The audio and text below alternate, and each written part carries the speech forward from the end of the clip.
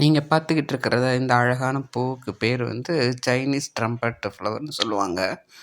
இது வந்து எப்படின்னா, நம்ம ஒரு செடி கொண்டாந்து வச்சிட்டோம்னா, அந்த செடி இது ரூட் ஃபார்ம் ஆகி இது நல்லா அப்படியே ஒரு ஸ்ப்ரெட் ஆயிடுது.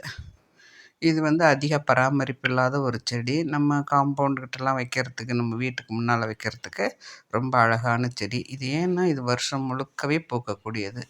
இது அந்தந்த சீசனில் பூக்கிறது இல்லை. இது எல்லா வருஷம் முழுக்கவே நீங்கள் கொஞ்சம் தண்ணி விட்டுட்டிங்கன்னா போதும், அது பாட்டுக்கு பூத்துக்கிட்டு இருக்கும். இது எப்படின்னா, இது நல்ல ரூட்டு ஃபார்ம் ஆகிட்டு காற்றில் இருக்கிற அந்த ஆக்சிஜனை, நைட்ரஜனை எடுத்துக்கிறதுனால இது என்ன ஆகுதுன்னா, நல்லா வளர்ந்துக்கிட்டே இருக்குது.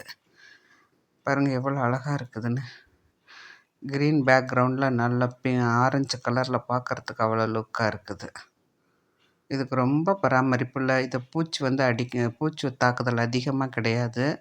அதோட வந்து நம்ம வீட்டுக்கு முன்னே அழகாக வைக்கணும்னா இந்த மாதிரி செடிகளை வைக்கலாம். இதில் வந்து நிறைய தேன் வரும். அதனால் தேனீக்கள், அப்புறம் ஹனி பேர்ட்ஸு இங்கே நிறைய கூடு கட்டிக்கிட்டு இருக்கும். எப்போ பார்த்திங்கனாலும் இங்கே ஹனி பேர்ட்ஸு சவுண்டு விட்டுக்கிட்டே இருக்கும். இது எங்கள் வீட்டினோட முன் பக்கத்தில் வச்சுருக்குறோம் இந்த செடி. இது வச்சு ஒரு 10 வருஷம் ஆச்சு. அப்படியே இருக்குது. நல்லா ரூட் நல்லா ஃபார்ம் ஆகிடுது இதில். தேங்க்யூ. உங்களுக்கு இந்த சேனல் பிடிச்சிருந்துச்சுன்னா லைக் பண்ணுங்கள், ஷேர் பண்ணுங்கள், சப்ஸ்கிரைப் பண்ணுங்கள். இது வந்து சைனீஸ் ட்ரம்பட் ஃப்ளவர்.